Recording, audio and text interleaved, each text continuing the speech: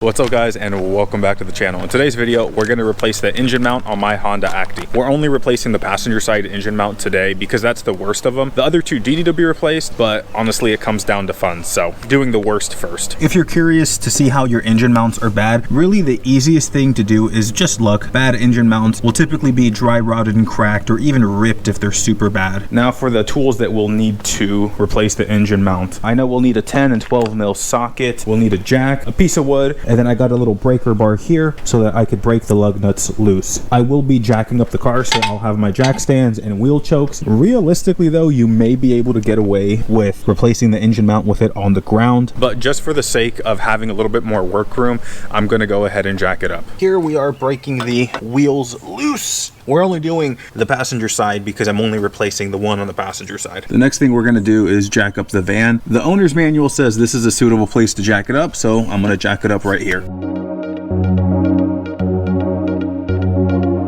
Now that we got the van up on jack stands, all we really have to do is just support the engine and slightly lift it. That way it takes the tension off the engine mount. And according to the owner's manual right here, it literally just says place a jack under the engine and lift up. It does say to use a rag on the jack pad so you don't like damage the oil pan. Now the oil pan does seem pretty solid, but just to play it safe, I'm gonna use that piece of wood that I showed you guys earlier so I can spread out the load. In case you were wondering, I'm actually using a different jack, mainly so I can keep that other jack in place.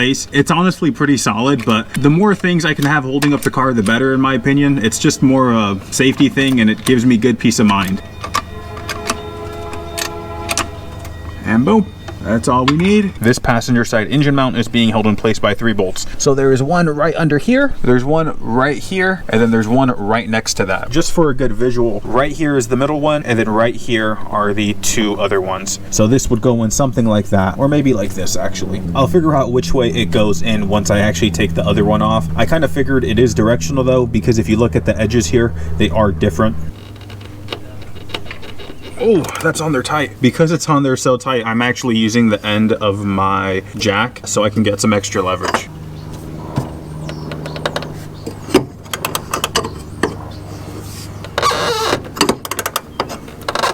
All right, and now she's loose. Man, all right, same thing. They're stuck on there so tight. I'm just gonna use this. That's all it took.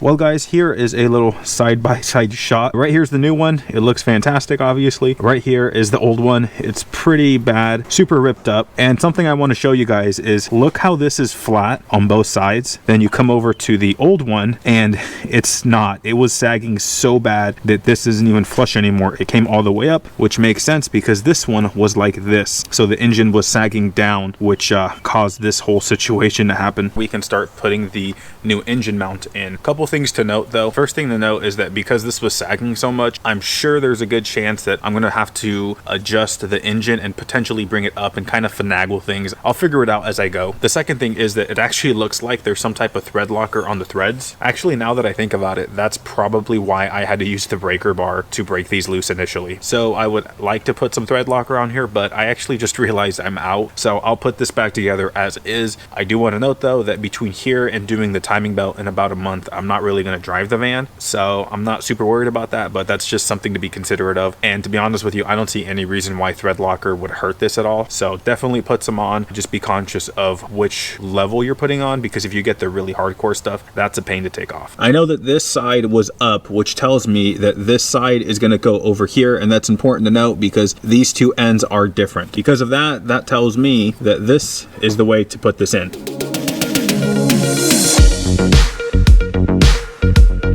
So right now I'm actually gonna loosen these 2 back bolts because I thought I had all them in hand tight, but apparently I was wrong. This one goes up way further. So I'm gonna loosen these up so I get some wiggle room to get this threaded in. And then from there, I'll be able to tighten them.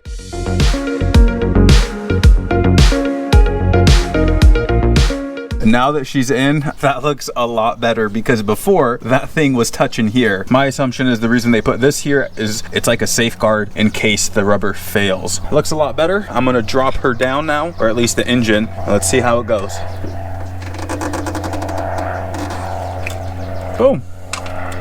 And she's holding in place really good. In case anyone was wondering like what torque spec you should use on the engine mount bolts, I honestly don't know. When I looked through the owner's manual, there was like torque specs for the brackets that the engine mounts are attached to, but not the engine mount itself. If you know that, definitely leave it down in the comments below. But I do honestly think that just snugging it down with some thread locker should be fine. Now the last thing we have to do is literally just drop her on down. So I'll put the wheels on, lift it up, get the jack stands out of the way, and we're golden.